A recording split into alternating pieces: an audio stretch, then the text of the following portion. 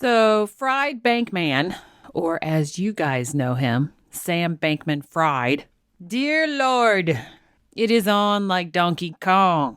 And I'm going to break this down extremely simple so that you can get on board contextually with me quickly. Just think of the Federal Reserve banking system. And that is what this guy tried to do with crypto. That's the simplest way to get it, which is why when you watch him, you're not going to see the stress like, oh my goodness, he's ripping people off. No, you participate in this same system every day when you go to the bank. He just tried to put it on crypto, which is, in my belief, a hard asset. You cannot print Bitcoins. You can print the banking system. So keep that in mind when you sit there and you go, oh, why is he not stressed? He's stealing. He's stealing. Now you understand why. So let's get started on Fried Bankman. How did you do this so quickly? I mean, your company is 2 years old, and you're doing something like $400 billion. You're watching him right here. This is over a year old. We're going to do the couple of really old ones before the stress of failure really started to come through. And that way you get an idea of what's normal for him. And in this one, you can see him literally shaking. I think he's either tapping his foot or he's shaking his leg. So there's stress. It's like a continual stress with him. It may be, as I've told you before, these interviews, you know, if you're not used to being interviewed or in being in front of a camera, you're going to have a whole lot more stress. And that could be what it is. But you also see here, as far as the baseline, he's extremely happy. He's smiling. He's probably looking at himself. So we have the mirror effect. $1 billion worth of volume per month, which is 25 times what you did a year ago. How did you get the uptake? So you see the shaking, and then you see the positive head movement that goes with the shaking. So it looks more exaggerated, but that is what's going on. At scale so fast? You know, it was really just a lot of small things put together, a lot of decisions that we've made around how to build the product, trying to be as responsive as we can to customers, to regulators, to counterparties. And, honestly, from our perspective, it sometimes feels like the world is just going sort of in slow motion around us, and that we're going at, about. Basically, after that, it's all dribble at this point. So he talks to you. He uses the language of the banking system, not of the crypto system, but of the banking system. You got backers, people that you have to answer to, not crypto. And his body sings with him because that is how it's run. There's no stress there. He's not stealing from these people. He's running it like a bank. But it's really hard to print something that's unprintable, which is why for some people, there's part of the brain that is not going to allow the logic of why it failed and that they're doing this in their life. This is going to be a very hard lesson for the population. So that you can see this is Bloomberg. And he's going to say last time that we talked, and they're going to a little spiel about what he said, but they don't actually say what it was, which was basically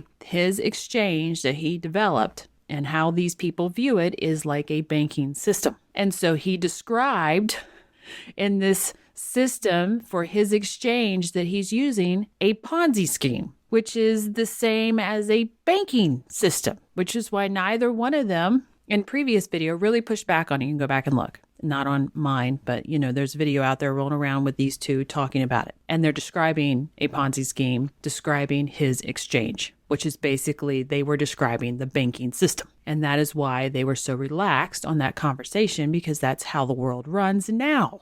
Last time we talked was in April, and we made a little news.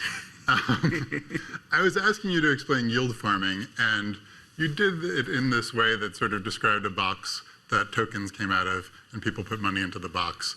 And there was a sort of self-sustaining flywheel where people put more money into the box, the tokens were worth more, and they went up. And I used the Ponzi word in reaction to that. And you didn't exactly endorse that, but definitely the crypto market went down shortly after that conversation. And I wanted to revisit that a little bit. Like, at the time, I think we were abstracting away from the usefulness of crypto projects and just sort of talking about tokenomics. But given that the token market kind of collapsed, like, what lessons should we draw about the usefulness? Like, how much of crypto at that time was kind of people investing because the line went up rather than because of like usefulness of projects? Yeah, and that is certainly something. Some of it for the whole space, and more strongly than that, it was some of it for many spaces, right? Like, I mean, Nasdaq's down what, like 40% or something like that since the peak, and so some of this is herd behavior. Some of it is herd behavior triggered by monetary policy, right? Like, to the extent that the world believed that there was going to be easy money forever, and all numbers would keep going up except for the value of the dollar. Well, I don't want to play this too long because it's boring conversation. I just hope you got enough to understand that as he's speaking on this, the economics of it, he's using terminology that again goes with the banking system. It's herd dynamics. Some way you can apply that to cryptos with the herd dynamics, in the sense of the token that shows the most safety, the herd runs to it. And the same thing you could do with that with banking. The financial situation that gives them the most money, the herd runs to it. But he's very calm. He's very knowledgeable. These things aren't something he has to think up. You're asking him about a banking situation put on top of cryptos. This is something that he's very into and can do. Okay, Levine is about to ask a very good question, which comes to today. So your hedge fund also borrows from these platforms, or borrowed, I guess. Can you talk about sort of what's, is that sort of like ordinary course financing positions? Is that arbitrages? Are you secured? It's all, so again, there's some variety here. Generally. So just so you understand, basically he's asking, where's your money coming from? And in the most extreme thing of layman. And it has made Levine kind of nervous to ask this question. And I say that because his hands are holding each other in his lap. He's tight to himself. He's not looking at Fried Bankman. He is like, I don't really want to ask this. Like, how in the world do you have this money? Where is this money coming from? And Fried Bankman over here, he starts to get very nervous. They're at least because now we're petting ourselves. Decently secured. Often they're oversecured. And he's playing. You see the hands move kind of like this, like it's playing. He's either playing with the thought in his brain, playing with the subject, or playing with word salad. Basically, it's just the mind toying with something. And in this particular instance, it's about the words that are coming out of his head. At the same time, he's petting himself, trying to reassure himself. And I think basically part of the underlying thing here is it's hard to get capital into the crypto ecosystem. Like, there's giant bottlenecks, regulatory, among other things. And so then he starts to confess to it. It's really actually hard to get, dollars into this. Now, why this subject when I've already sat there and said that they're okay with the banking mindset? Even the banksters do not like to discuss reserves because they know in the gray matter that sits above all of our shoulders that if we think about it, we understand that this is not a sustainable way of doing banking or commerce in that sense. That is called a Ponzi scheme. They don't like that subject. They run from it, even if it's something they practice and they feel good about because this just is how it's done. So keep that in mind. When it comes to reserve type talking points, it is not a subject any of them like to have, which is why you start seeing what we are now seeing. And so the spigots that you do see are people develop some sort of spigot. And I find this very interesting. He does this quite a bit throughout this whole interview. But you see his hands. He's like, you and I, we talk. Our fingers are actually splayed open because it's the openness of the conversation. We're trying to be open. He is literally just trying to describe something, and he has to grasp it, to hold on to it. And every time I see this on someone, I always automatically think there's some form of inability of the brain to be open. It's not necessarily in their mind like a crux of some sort. It's like the brain, if it lets go, like if he opened his hands up and talked normally, the brain would lose. It would get lost. It would go somewhere else. It wouldn't understand the metaphor it was initially trying to put out. So he's literally holding on with his fingers in a claw type way so that he doesn't even get lost in his own metaphor. So you're getting all these calls about rescuing. Why are they calling you? Why aren't you making the calls? What's the difference between you run a sort of exchange, what are you doing right? Collateral. But seriously, that is. All right, now we have a new subject. I feel like for most of this, I'm translating economics, and I'm so not the person to be doing this. So he asked this question, how come people are calling you for help? I mean, these are big institutions calling you for help. Why in the world are they calling you? Why aren't they calling JP Morgan? He puts his hand up to his head. He's got his legs all stretched out. He's trying to stretch out these muscles. So this question alone gave him a lot of stress. It's like, oh, well, that's very weird. Why in the world does them calling you on the why part? Why is this causing so much stress? Sort of, and this actually interestingly ties into our CFTC application just to some extent. Yeah, right. You know, when you look at what is FTX, let's ignore the spot trading for a second and just look at the derivatives piece of this, right? Where... Oh, that is an ugly word. I am not going to explain this, but I swear if you just heard that word, it's called derivatives, and you need to go look it up because it is everything that is about to happen. Although spot margin, whatever, looks a lot like derivatives in some lenses. The way that a risk engine works effectively is, you know, your cousin Jill wants to, I don't know if you probably don't have a cousin Jill, but pretend you did. Sure, I can do that. Yeah, cool. You can substitute the name in your head for you, right? So, you know. Look at him. He's petting himself. He's moving his upper body. He's leaning forward. He keeps stretching his legs out. He won't give very good eye contact. And what are we talking about that he kept saying? That ugly word, derivatives. Why are they all calling you? He told you, derivatives. And it is giving him so much stress. Jill has a family office that wants, whatever, to put on a $100,000 Bitcoin futures position, right? Step one is know your customer process, blah, blah, blah. They have an account now. Step one of the trading piece of this is not them sending an order. Step one is them depositing collateral to the clearinghouse.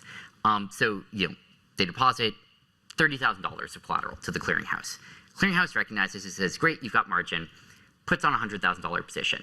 From the clearinghouse's perspective, there's no money outside of that $30,000. Like, it's not saying if Jill loses on this, that's fine, we'll call her up. It assumes she will not take that phone call, and that the risk engine has to manage this such that that's okay. It has to manage this such that, you know, Bitcoin starts going down, that amount of collateral remaining starts to decrease, eventually issues a margin call, and it has to do that before that number goes negative.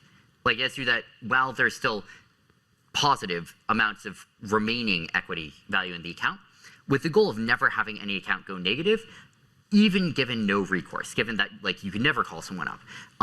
A different model that you could have is step one, Jill puts on a position. Step two, Bitcoin goes down. Step three, you call up Jill and you say, please deposit $15,000 because that's the amount that your position is underwater right now. Model two, the risk is that she doesn't pick up the phone, right? Maybe she doesn't have any money. Maybe she would prefer to have the money than to give it to you. Many people would prefer that. For one reason or another, right? If she doesn't pick up the phone, you've got a hole in the system. You've got a $15,000 hole in the system. Why let that play out? Because he was actually explaining derivatives to you pretty well. He was making it really warm and fluffy, as much as you can make the derivative word warm and fluffy. But as he started explaining it, the stress had gone away as well. His hand opened up. He quit playing with his hand, petting himself. He stopped playing with his hair because he's telling you truth. Now we're going to get off this interview. I think he's done enough. He spent hundreds of millions of dollars to bail out struggling companies facing bankruptcy, liquidity issues, you name it. The CEO, though, lives a relatively understated life for a billionaire. He drives a Toyota Corolla to FTX's offices in the Bahamas. He lives with 10 roommates and a golden doodle named Gopher. Sometimes sleeps under his desk on a beanbag chair as well. I sat down with Bankman-Fried outside of FTX's headquarters to talk about his role as the industry's lender of last resort. We only had a few days to make some of these decisions. What we basically came to believe was the following. The first was that, if possible, it would be extremely valuable to the ecosystem to backstop some of these places. First of all, it's just backstopping customers. So as we watch him on this one, this is a much recent one. It's over a month. And he's talking about the lender of last resort, that he has become the lender of last resort. And I'm sure all of you have pretty much have seen kind of the nitty gritty that have been coming out. We won't mention it at all because that is just a giant rabbit hole. But we're seeing filtering. He's doing a hell of a lot more filtering here at this time than he was doing prior. All those other interviews we didn't filter this much. And in this one, we're doing a lot of filtering, and we're also doing a lot of looking around. It's like, oh, okay. And it's a worry when you see him looking around as much as he is. It's not really much of a brain filter. It's looking for the escape. It's hyper aware. And making sure they're protected. But second of all, stopping contagion from spreading through the ecosystem, right? Stopping it from being the case that anyone who transitively did business with any chain of people who did business with one of the troubled assets themselves became troubled. And then the secondary goal was maybe there are good trades to do.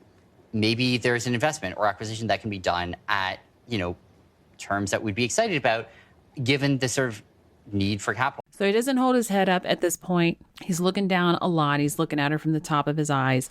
And it's very shady, so to speak. And again, you're hearing the language of banking terms, not of hard asset terms. Right now. But that was usually not the standard we were able to hold ourselves to.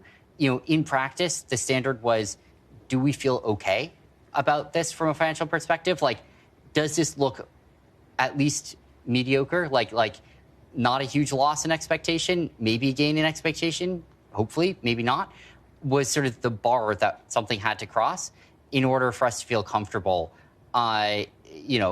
intervening there. And often we just weren't sure. Like, you look at a lot of these cases. Oh, I'm going to let this go as far as we're not going to go too much further in the interview. He's starting to become nervous. You've got the hand through the hair. He's arching his back a lot more. He's got his hands in front of him, and they're not really moving, but they're encompassing a box. And remember, when he did that interview with Levine, they described a box and that the money flows into it, and that's where you keep your assets. And then the money flows out, the money flows in, money flows out. The unfortunate thing for him is he's using the banking terminology on you at this very moment. The assets have fallen in value, and so they're having their own issues and then using those assets to bail themselves out.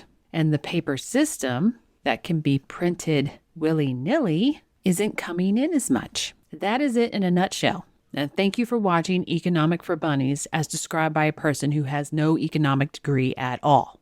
What we're going to be looking for in this series is the reality of it. Do we see appropriate emotions for all of this?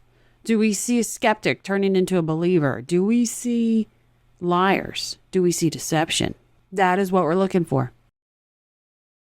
I tell you what, I've never actually really believed in this whole alien thing. But I tell you what, after I watched this show, started thinking about things a little bit differently. That's crazy. If you like it, please share and subscribe. Thanks for watching.